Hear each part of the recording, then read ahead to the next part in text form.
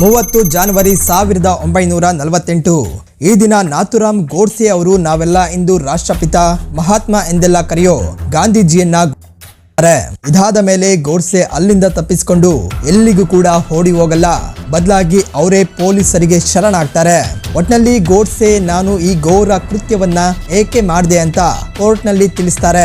ಹೇಗೆ ಸುಮಾರು 1 ವರ್ಷ 10 ತಿಂಗಳ ಕೋರ್ಟ್ ವಿಚಾರಣೆಯ ಬಳಿಕ 15 ನವೆಂಬರ್ 1949 ಗೋಡ್ಸೆಯನ್ನ ಗಲ್ಲಿಗೇರಿಸಲಾಗುತ್ತೆ. ಹಾಗಾದ್ರೆ ಈ ಗೋಡ್ಸೆ ಯಾರು? ಗಾಂಧಿಯ ವಿರುದ್ಧ ಈತನಿಗಿದ್ದ ಏನು? ಗೋಡ್ಸೆ ಗಾಂಧಿಯನ್ನ ನಾನು ದೇಶಕ್ಕೆ ಒಳಿತನ್ನೇ ಮಾಡಿದ್ದೇನೆ ಎಂದು ಕೋರ್ಟ್ ನಲ್ಲಿ ನಿರ್ಭಯವಾಗಿ ಹೇಳಿದ ಸಮರ್ಥನೆಗಳಾದ್ರೂ ಏನು? ಹಾಗೆ ಗೋಡ್ಸೆಯ ದೃಷ್ಟಿಯಲ್ಲಿ ಗಾಂಧಿ ಮಾಡಿದ ತಪ್ಪುಗಳಾದ್ರೂ ಯಾವುವು? ಮತ್ತೆ ಗೋಡ್ಸೆ ಬರೆದ ಈ ಪುಸ್ತಕದಲ್ಲಿ ಏನಿತ್ತು? ಹಾಗೆ ಆಗಿನ ಸರ್ಕಾರ ಯಾಕೆ ಈ ಪುಸ್ತಕವನ್ನ ಬಿಡುಗಡೆ ಮಾಡಲೇ ಇಲ್ಲ ಎಂಬ ಒಂದೊಂದೇ ಇಂಟ್ರೆಸ್ಟಿಂಗ್ ವಿಚಾರಗಳನ್ನ ಈ ವಿಡಿಯೋದಲ್ಲಿ ಹೇಳ್ತಾ ಹೋಗ್ತೀನಿ. ಅದರಿಂದ ಈ ವಿಡಿಯೋನ ಎಲ್ಲಿಯೂ ಸ್ಕಿಪ್ ಮಾಡದೆ ಕೊನೆವರೆಗೂ ನೋಡಿ.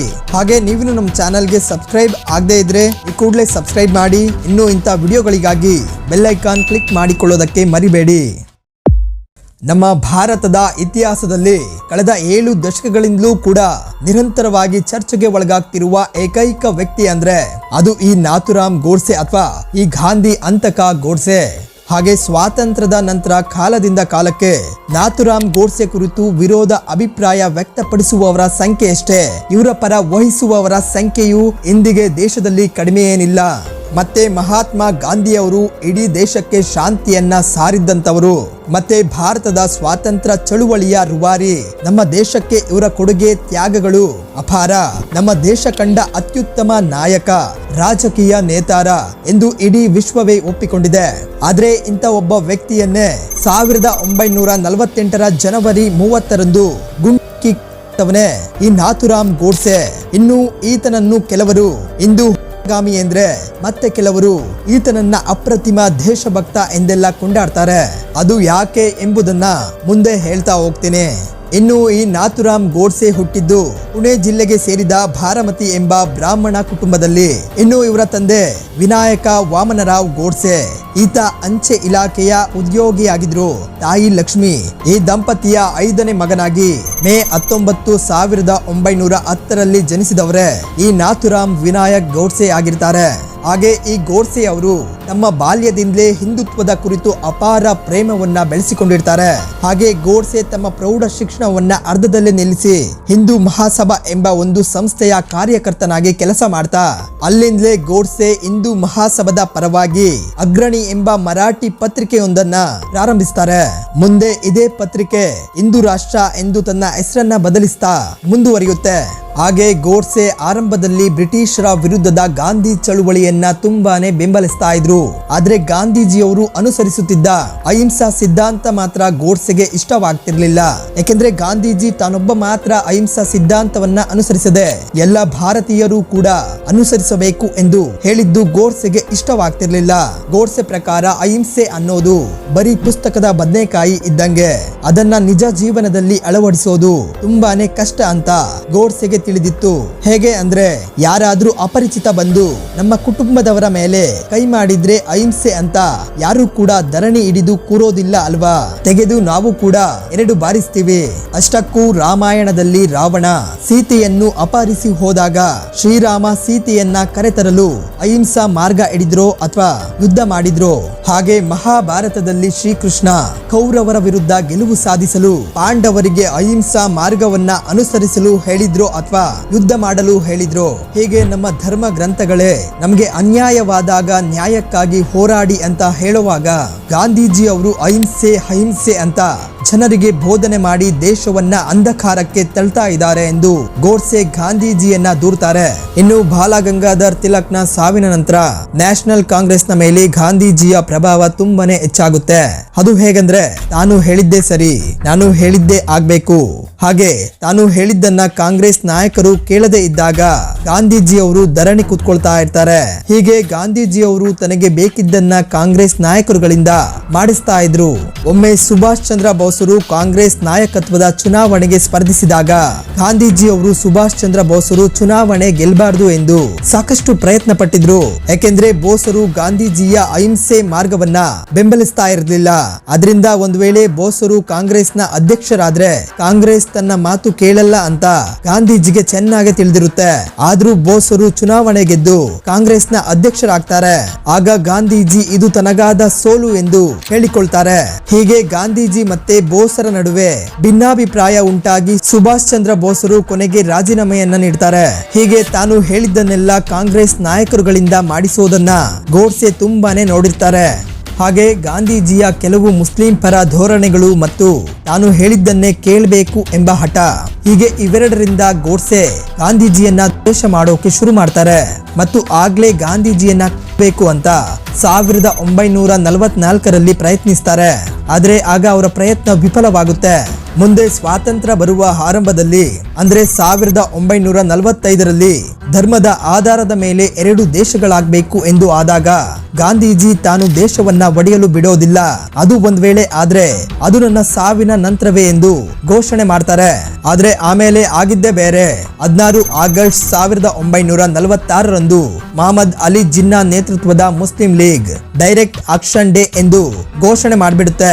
ಧರ್ಮದ ಮೇಲೆ 2 ದೇಶಗಳಾಗಬೇಕು ಎಂಬ ಹೋರಾಟದಲ್ಲಿ ದೇಶದಲ್ಲಿ ಎಲ್ಲೆಡೆ ವಿಚಾರ ಆರಂಭವಾಗುತ್ತೆ. ಹಿಂದೂ ಮುಸ್ಲಿಮರ ಮಧ್ಯೆ ದಂಗೆಗಳು ಶುರುವಾಗ್ತವೆ.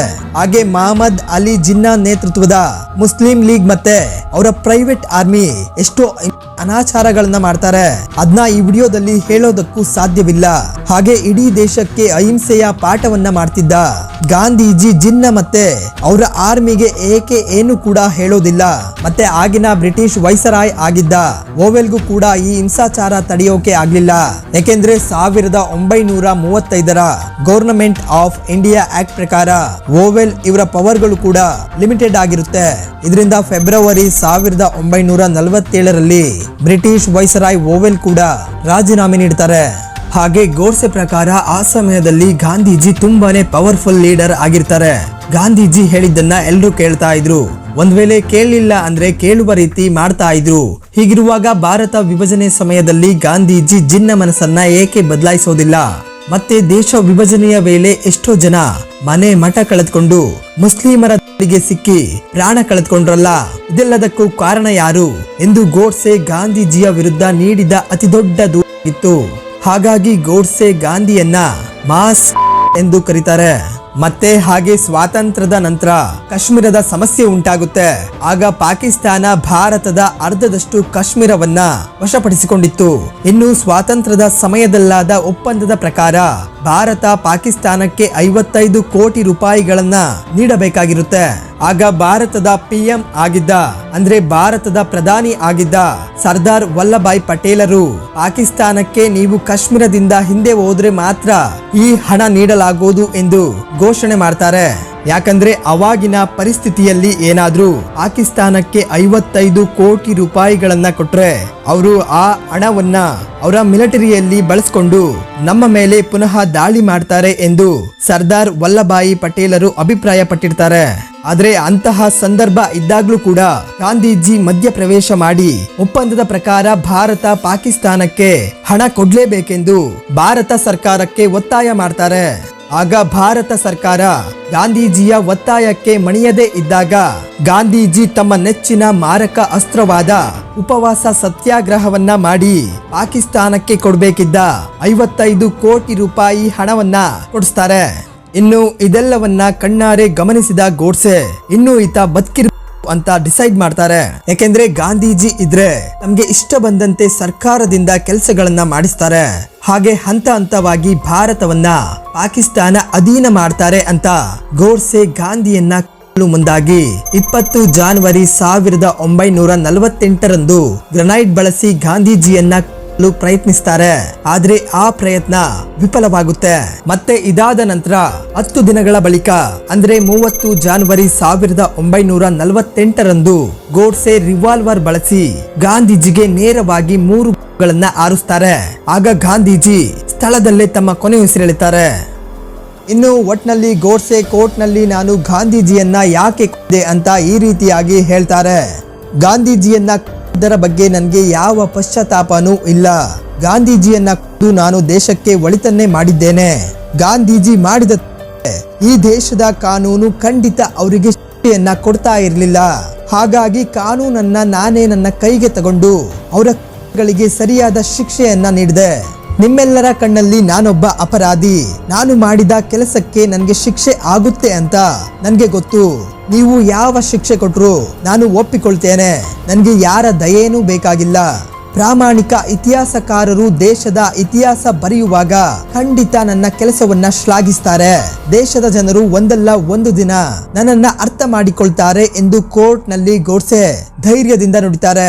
ಹಾಗೆ ಕೋರ್ಟ್ ನಲ್ಲಿ ನಡೆದ ಯಾವ ವಿಷಯಗಳು ಕೂಡ ಜನರಿಗೆ ತಿಳಿಬಾರ್ದು ಅಂತ ಎಲ್ಲ ಪತ್ರಕರ್ತರ ಮೇಲೆ ಆಗಿನ ಭಾರತ ಸರ್ಕಾರ ನಿರ್ಬಂಧ ಹೇರುತ್ತೆ.